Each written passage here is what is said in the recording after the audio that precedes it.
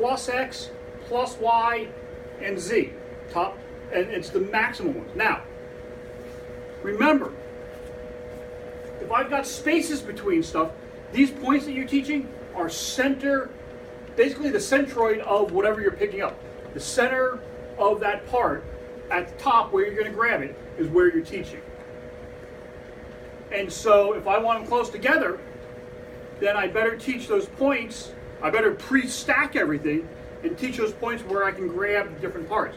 If I need a 1-inch gap between everything, I need to lay out all my parts, or at least enough to get to 1, 1, 2, 1, 1, 3, and 1, 1, 5, so I can get to those spots with the gap that I need.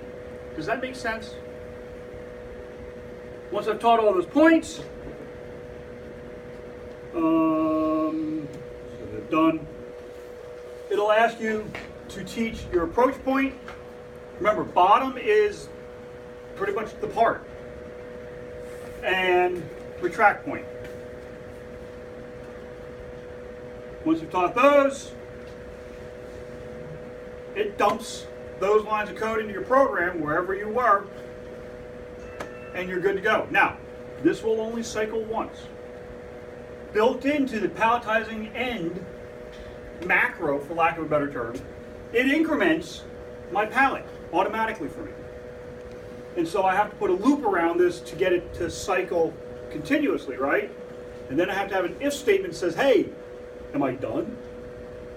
Otherwise, it will just keep doing God only knows what. And I'm not really sure what it does when it exceeds the pallet size. I think it might auto reset itself. I'm not sure of that.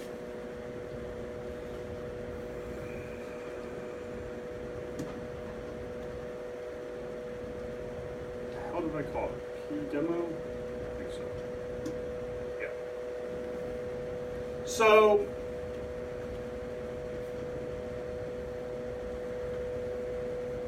I'm setting my pallet back, my counters all back to 1, 1, 1. This says reset them, so I know I'm starting where I want to start. I could start it partway through if I wanted to, whatever. You can control that manually. And as I do that, you'll notice it says choice. I got that, but I believe at this point indirect gets me to a register. So I don't even have to hard code it in. I could have some other logic that says set register 1 to 13 under this condition, and it'll jump over to column 13. Does that make sense? Or who have I lost? All right. Direct on. All right. If my pallet register 1 equals 32 or 342, then jump to label 2. Otherwise, I just keep going back up, and so it'll cycle.